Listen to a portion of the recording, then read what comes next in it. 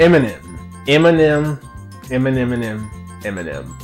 Hi, my name is Eminem. Your girl wanted Eminem, so I gave her an Eminem. Eminem. Oh my God! Eminem. Eminem always makes for great content. That's an awfully hot coffee pot. Should I drop it on Donald Trump? Probably not. You're going to care when an Eminem album comes out. Even if you don't care about Eminem, you're going to be like morbidly interested in what stupid stuff he says. And that's a talent. That's a skill to get people to, tune in. Not a lot of rappers can do that. So might as well make a about his album. I listened to it and it was exactly what I thought it would be. Every bit of it was exactly what I expected. For as long as I've been listening to music, I've been listening to Eminem. Eminem was hitting the absolute peak of his powers just as I was coming into consciousness as a human being, and his music was inescapable. So of course I heard Stan, My Name Is, Without Me. His music has been a huge part of rap music for as long as I can remember. I remember as a kid, listening to his more controversial songs and being like, whoa, this is so crazy. I can't believe he's saying this kind of stuff about women and he's killing people on songs. That's crazy. When you're 10 years old, of course you're shocked by Eminem's music. And as I've gotten older, my relationship with Eminem has soured, admittedly. Soon as he got sober, his music just got insanely corny.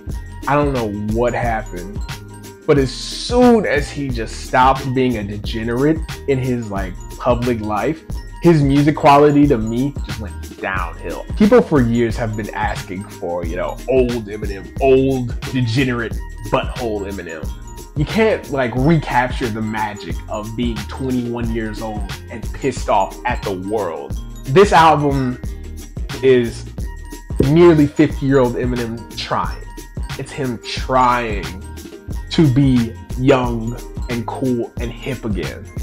That didn't happen. He did not do that. It did not work out.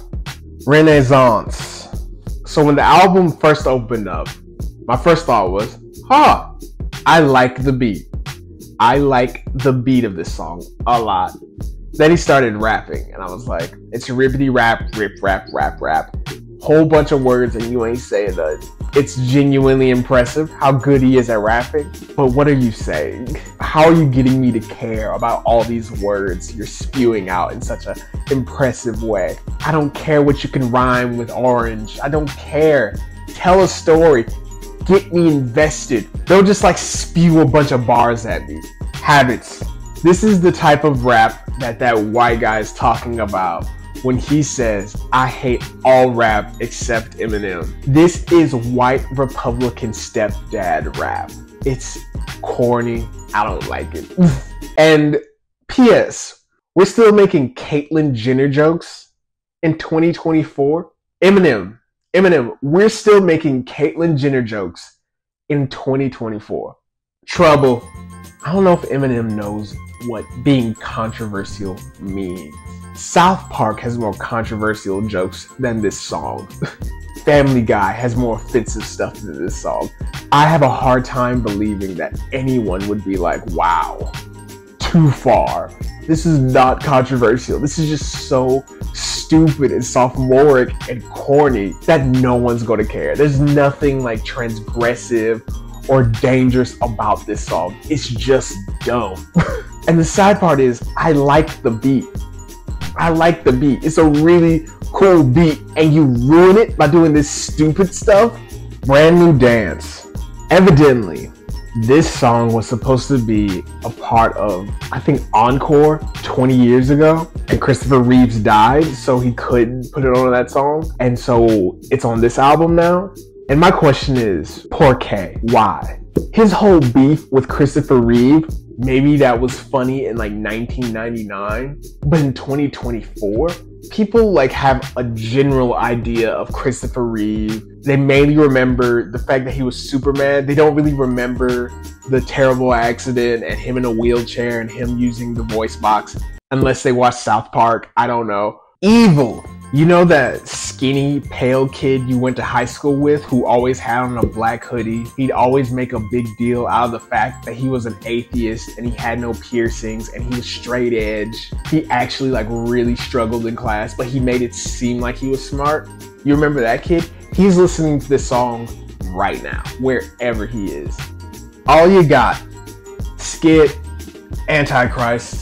I think the closest I got to actually being like, oh my God, you might have gone too far while listening to this album was that one Diddy line. That was a lot. I was like, whoa. Fuel. I'll give Eminem props on this one thing. I like that he spotlighted some other rappers that are clearly inspired by him and really cleared the way for them to showcase themselves to a wider audience. Like, he really clears the way for JID, and JID really shines. It's probably the best moment on this album, in my opinion, JID's verse. It's my favorite moment on the album, at least. And that's really cool of him to be like, I respect this guy, I like his craft, I like his skills, I see myself in him, let me give him a little shine. I don't really like the song though. Road Rage. More Caitlyn Jenner jokes? More? What year is it? Why are we still making Caitlyn Jenner jokes? Eminem, are you alright? Why are you obsessed with Caitlyn Jenner? Why do you care? What is she doing to you? Eminem, do you have some questions to answer about your identity? Because like most men that are obsessed with trans women, they got some, insecurities about their sexual identity that they are too afraid to, deal with. Houdini. He doesn't say a single controversial thing on this. He doesn't say a single truly controversial or dangerous thing on this. Like, this song might have ruffled a few feathers in 2001, but now I don't like speaking for any particular group, but it's just so sophomoric and dumb that I don't think anyone would care. I think they'd be like, oh, that's stupid. Kind of funny, I guess. But what's so offensive about it? It's just so dumb. It's so bad that it's not offensive. Breaking news, Skit, Guilty Conscience 2. When the tracklist for this album was announced, I saw a bunch of millennials in the comments being like, oh my God, he's making another Guilty Conscience? Holy crap. That's going to tear down the rap game. It's going to be so controversial and dangerous. Really? This was going to tear down the rap game? This was going to offend everybody? This is just a bad song. This is a bad song. It's too damn long.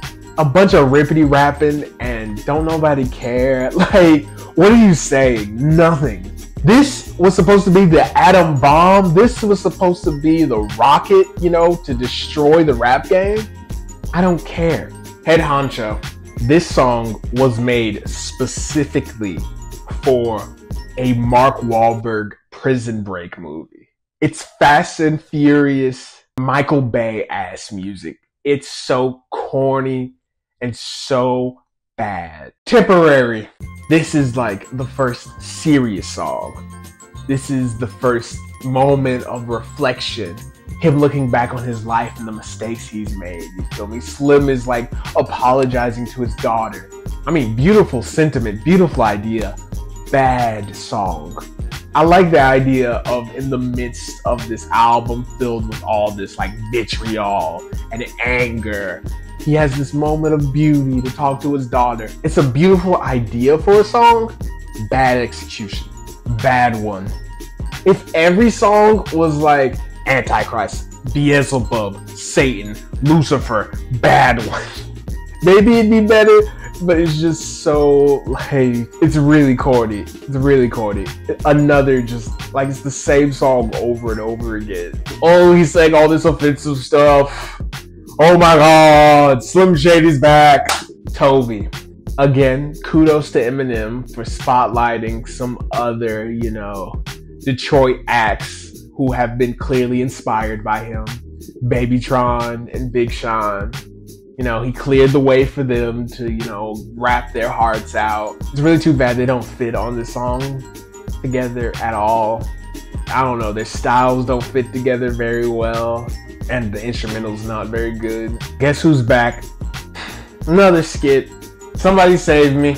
It's a good idea ending the album on a more emotional, more reflective note to, you know, cap off all the violence and anger, but the song's bad. The song's bad. I don't like the song. Is that really how Jelly Roll sings? I've never heard that man sing. Is that really how he sings? I don't like it. I don't like it. I don't like how he sings at all. It does not sound good. It does not sound good at all. Eminem. Hi, my name is Eminem. Your girl wanted Eminem, so I gave her an Eminem. Oh my God! Eminem is very talented. There's no denying that. He is a talented rapper. He can still rhyme real good. He can put some words together. Is this really how you want to use your powers, Eminem?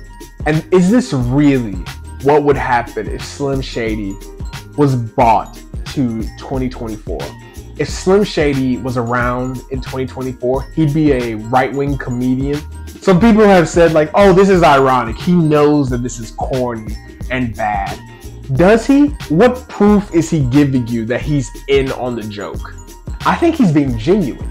I think every line on this album, he means it. He totally thinks he's actually like really being dangerous or transgressive. Who are you being transgressive against? Who are you helping? Eminem, millennials, Gen X. When you say, I hate pronouns, what is LGBTQ+, what is this PC bullcrap? I don't care if I get canceled. Who's canceling you? How are you being canceled? Who's in power? Who is controlling the world right now? I can say with utter certainty, it's not Christopher Reeve, it's not Caitlyn Jenner, it's not trans women, it's not queer people. Like listening to old Slim Shady records, listening to old Eminem records, it was fun, you know? Dancey, funny. Like it didn't feel this mean-spirited or weighed down by just like hatred. This just feels dumb. This feels dumb and just mean. This doesn't feel like Slim Shady. These sound like Republican hype music. And Eminem, you're not going to get canceled. This is going to sell millions of records. This is not controversial. This is not dangerous. This is not transgressive. This is right in line with the power structure, actually. You're actually helping those in power. But I don't think he knows that. I don't think he cares either.